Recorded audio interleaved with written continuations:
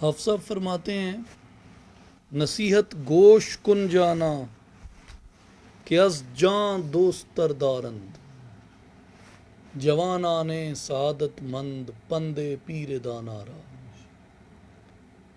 کہ اے میری جان سے عزیز تر نوجوان نصیحت سن، اسے یاد رکھ، اس لیے کہ جو سعادت مند نوجوان ہوتے ہیں جن کا بخت بلندی پہ جا رہا ہوتا ہے، وہ پیر دانا کی نصیحت کو اپنی جان سے بھی زیادہ عزیز رکھتے ہیں۔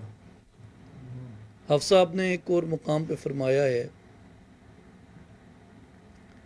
کہ بوئے خوشے تو ہر کے زباد صبا شنید، از یار آشنا سخن آشنا شنید، جس کسی نے تیری خوشبو باد صبا سے سونگھی ہے، اس نے یار آشنا سے آشنا کی بات سنی ہے۔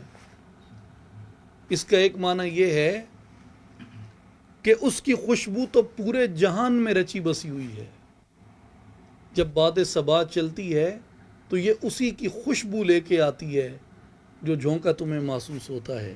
اے شاہ حسن چشم بحال گدا فگن، کی گوش بس حکایت شاہ و گدا شنید، کہتا ہے کہ اے شاہ حسن مجھ فقیر پر کرم کی ایک نگاہ ڈال دے، اس لیے کہ میں نے شاہ اور گدا کی بڑی حکایتیں سن رکھی ہیں۔ مراد کیا ہے؟ کہتا ہے کہ میں نے بڑی حکایتیں سنی ہیں کہ فلاں جگہ پہ ایک گدھا جا رہا تھا، اس کے سامنے سے ایک بادشاہ گزرا تو بادشاہ نے گدھا پہ توجہ کی، اس کو خیرات دی، اس کا دامن بھر دیا تو وہ گدھا گدائی سے غنی ہو گیا۔ تو کہتا ہے کہ اے شاہ حسن میں بھی تیرے در سے ایک بھکاری کی طرح گزر رہا ہوں، میں نے بادشاہوں اور گداؤں کی بڑی حکایتیں سنی ہیں، میں گدا ہوں تو شاہ ہے، ایک نگاہ ڈال اور مجھے بھی غنی کر دے۔ خوش می کنم ببادائے مشکیم شام جاں، قصدل کپوش سومعائے بوئے ریا شنید۔ یہ وہ تصور ہے حافظ صاحب کا جس پہ ان پہ بڑی تنقید ظاہر پرستوں نے کی۔ آپ فرماتے ہیں کہ میں اپنے مشام جان کو شراب خوشبودار سے خوش کرتا ہوں، کیونکہ اس نے یعنی میرے مشام جان نے عبادت گاہ کے خرقہ پوش سے ریا کی بو سونگھی ہے،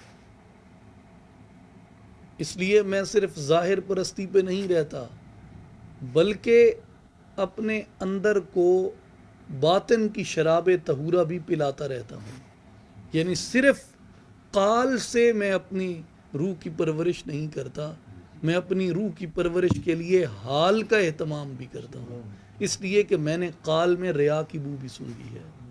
جب تک قال حال میں نہ ڈھلے وہ ریا سے آزاد نہیں ہوتا۔ تصور اس کے پیچھے یہ ہے۔ پھر فرماتے ہیں سر خدا کہ عارف سالک بکس نہ گفت، سر خدا کہ عارف سالک بکس نہ گفت، در حیرتم کہ باد فروش از کجا شنید، کہ اللہ کا وہ راز جو عارف سالک نے بھی کسی کے سامنے بیان نہیں کیا، میں حیران بیٹھا ہوں کہ بادہ فروش نے کہاں سے سن لیا۔ جو راز اس کی قدرت کا عارف سالک نے کسی کو نہیں بتایا، بادہ فروش نے کہاں سے سن لیا۔ پھر فرماتے ہیں یا رب کجاست محرم رازے کے یک زماں، دل شرح آن دہد کہ چہ گفتو چہا شنید، اے خدا محرم راز کہاں ہے کہ تھوڑی دیر کے لیے دل بیان کرے کہ اس نے کیا دیکھا اور کیا سنا۔ جو میں نے مشاہدات کیے ہیں مجھے کوئی ایسا محرم راز عطا کر جس کے سامنے میں اپنے دل کی بات، اپنے اندر کا راز بیان کر سکوں۔ کیا حال سناواں دل دا، کوئی محرم راز نہ ملدا۔ محروم اگر شدم ز سرے کوئے او چه شد از گلشن زمانہ کے بوئے وفا شنید. اگر میں اس کے کوچے سے محروم واپس ہوا تو کیا ہوا، دنیا کے باغ سے کسی اور نے بھی وفا کی بو نہیں سونگی.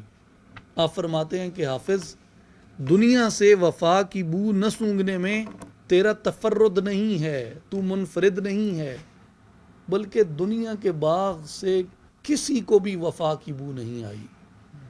ساقی بیا کہ عشق ندا می کند بلند، کاں کس کے گفت قصہ ما ہم ز ما شنید.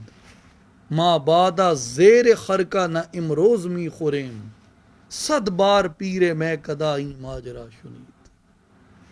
ما میں بانگ چنگ نہ امروز می کشیم، بس دور شد کہ گنبد چرخی صدا شنید. پندے حکیم محض ثوابست و عین خیر، فرخندہ آنکھ سے کہ بس سمع و رضا شنید.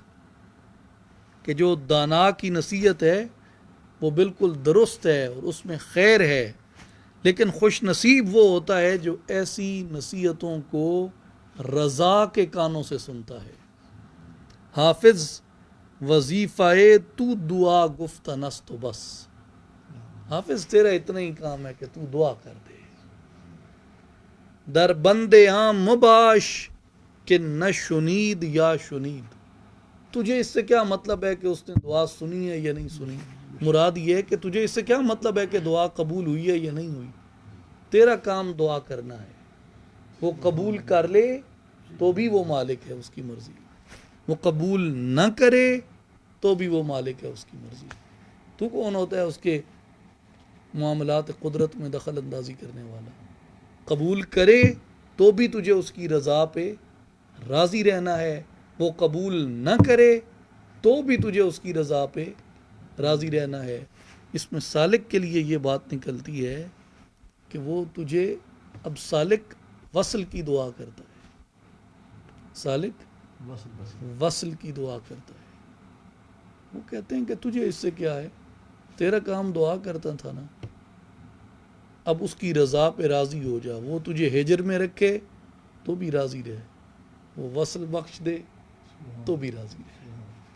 حافظ وظیفہ تو دعا گفتنس تو بس، در بند عام مباش کہ نہ شنید یا شنید.